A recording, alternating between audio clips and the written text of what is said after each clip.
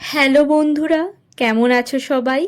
চলে এসেছি আবার একটা নতুন ভিডিও নিয়ে। আজকে শনিবার, অফিস থেকে একটু বেশি তাড়াতাড়ি চলে এসেছি। আর ফিরে এসে ফ্রেশ হওয়া তো দূরের কথা, বাইরে বেরিয়ে গেছি আশেপাশের পরিবেশ দেখার জন্য। তারপর পুকুর পাড় দিয়ে ঘুরে বেড়াচ্ছি।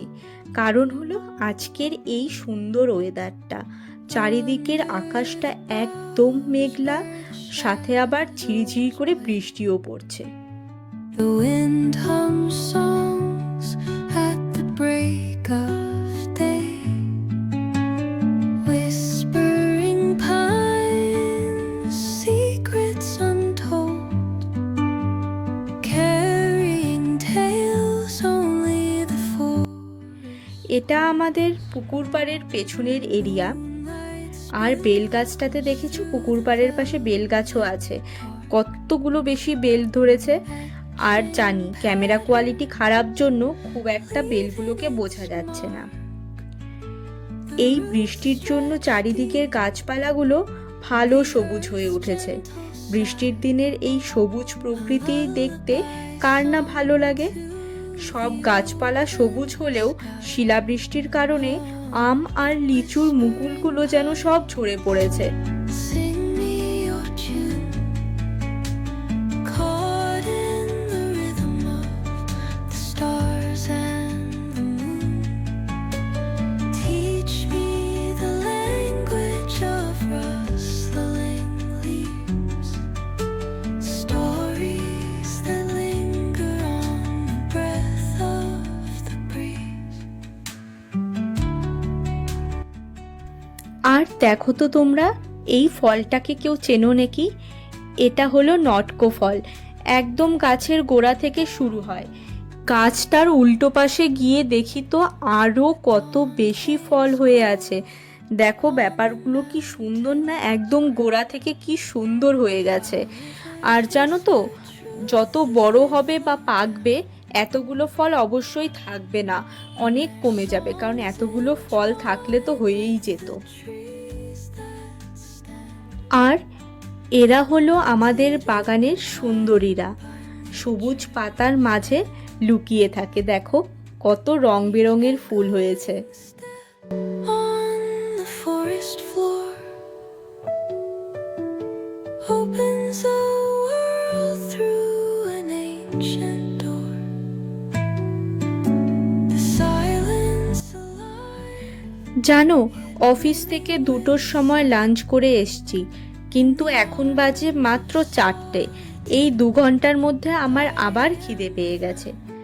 অনেক ঘোরাঘুরি হয়ে গেল, এবার দাঁড়াও, ফ্রেশ হয়ে তোমাদের সাথে দেখা করছি। ফ্রেশ হয়ে হাত মুখ ধুয়ে সুন্দর মতো চলে এসেছি। আর এত বেশি খিদে পেয়েছিল, আমার মা আমাকে বলল যে একটু লুচি বানিয়ে দিই, তরকারি বানিয়ে দিই, খা। কিন্তু আমি মায়ের হাতে খাবোর জন্য ওয়েট করতে থাকলাম, মা কখন খাবে। ইতিমধ্যেই গলু চলে এসছে, ওরও খিদে পেয়ে গেছিল, তাই ওকে খেতে দিয়েছি। এই দেখো, খেতে খেতে মাছের কাঁটা গলায়ও লাগিয়ে দিয়েছে। মা যখন খেতে বসলো, তখন মা একটু একটু করে আমাকেও খাইয়ে দিচ্ছিল। আর আমি নিজে হাতে বেগুনি বানিয়েছিল মা, সেই বেগুনিটাই খাচ্ছিলাম।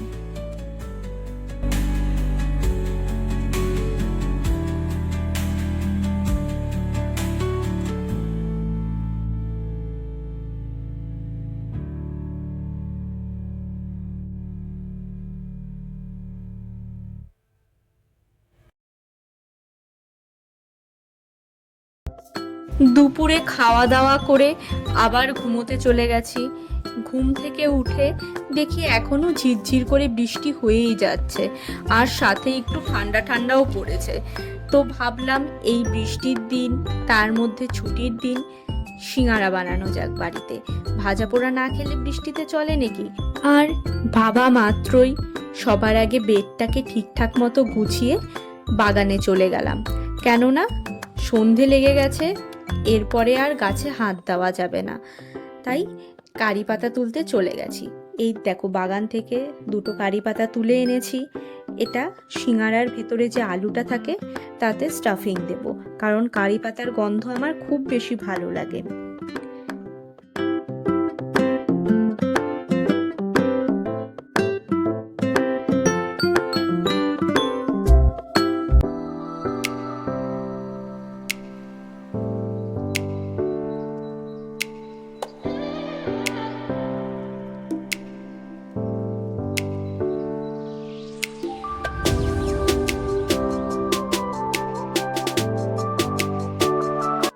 তারপর আলুটাকে সিদ্ধ করতে দিয়ে আমি আটা মাখতে শুরু করলাম।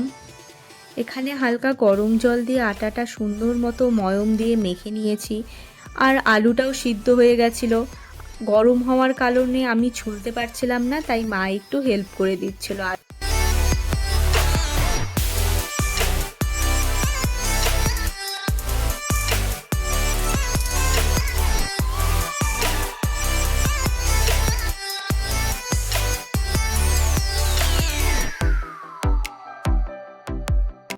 আলুর স্টাফিং বানানোর ভিডিওটা বানানো হয়নি, কারণ রান্না করতে করতে খুব বেশি ব্যস্ত হয়ে গিয়েছিলাম, তাই ভুলেই গেছি ভিডিও করার কথা।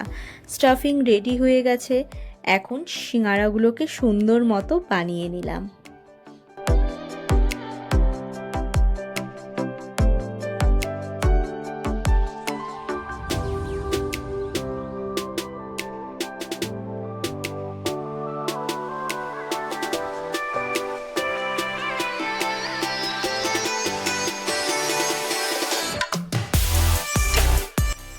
এইদিকে আমি সিঙ্গারাগুলোকে বানাচ্ছি, আর পেছনে আমার মা সিঙ্গারাগুলোকে ফ্রাই করছিল। টোটাল 12টা সিঙ্গারা বানানো হয়েছিল।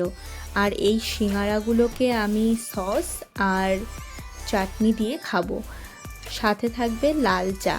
ব্যাপারটা বেশ মজাদার। খেতে কিন্তু সিঙ্গারাটা খুব বেশি ভালো হয়েছিল। আমার ভিডিও ভালো লাগলে লাইক করে আমার চ্যানেলকে সাবস্ক্রাইব করে দিও, আর জানিও কিন্তু কেমন লেগেছে ভিডিওটা।